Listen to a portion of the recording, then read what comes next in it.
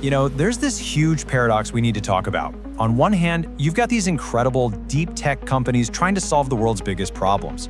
But on the other hand, they have an incredibly hard time getting the funding they need to actually do it. So what's going on here? Let's get into it. And we are not talking about small ideas here.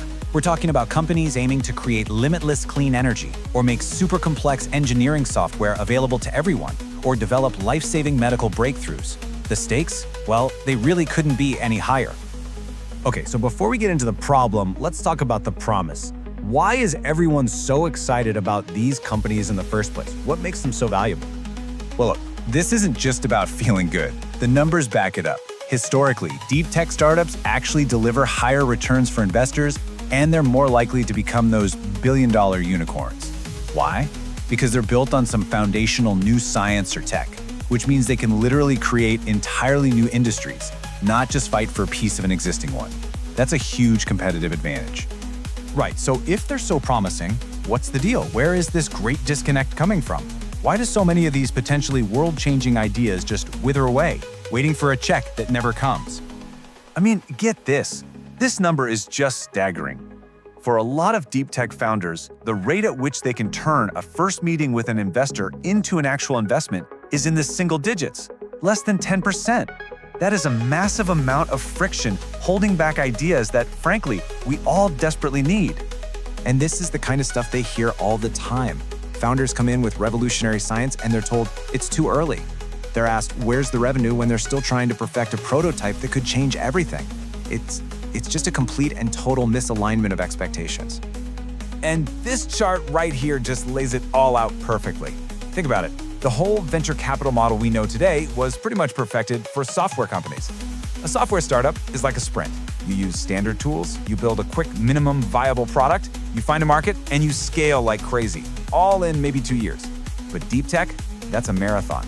It starts with a unique scientific breakthrough, often requires building physical things in one-of-a-kind labs, and it can take 4 years or even longer just to get to the starting line. You just can't judge a marathon runner by their 100-meter dash time. It doesn't work.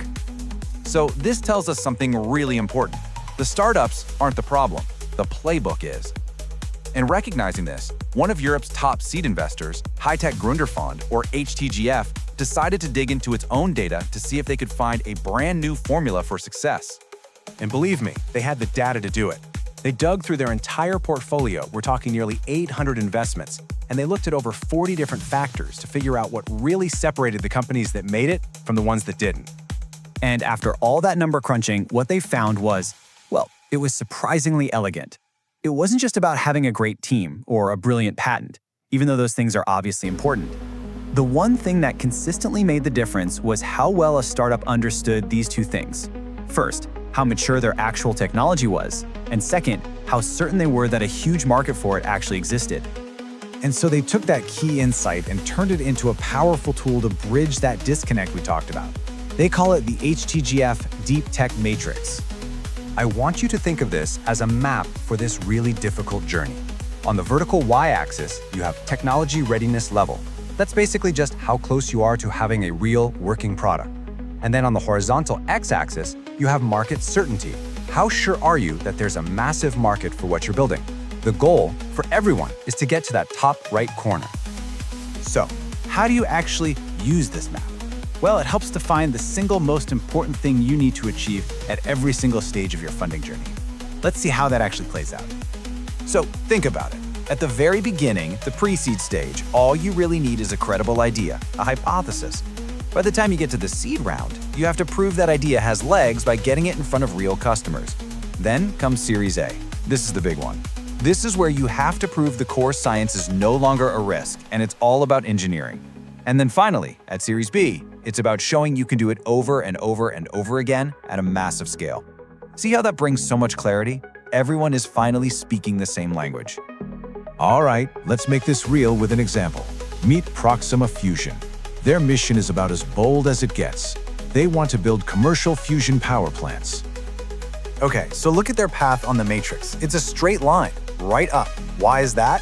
Well, because the market for clean, limitless energy is, well, it's a proven multi-trillion-dollar blockbuster. There is literally zero market risk. Their entire challenge is on the technology side.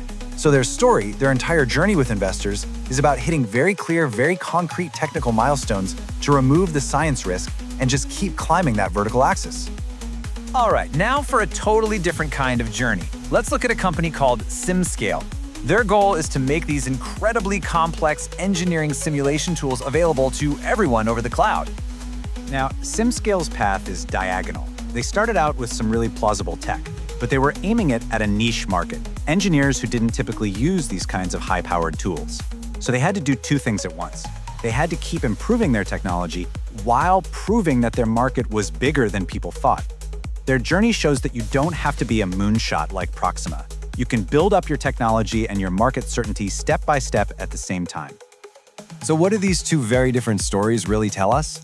They show the true power of this framework. It's not just some chart on a slide. It's a tool for clear communication. This is how you solve that great disconnect we talked about at the start. By creating this shared language, this map, it gets founders and investors on the exact same page. It aligns everyone's expectations about what progress looks like. It clarifies risk, it defines milestones, and it turns what was once a super frustrating process into a focused, collaborative journey toward a shared goal. So this framework really gives us a map for navigating the incredibly tough but incredibly important world of deep tech innovation. And it just makes you wonder, doesn't it? What other huge, world-changing problems are out there right now, just waiting for the right map to guide them from a bold idea to a global solution?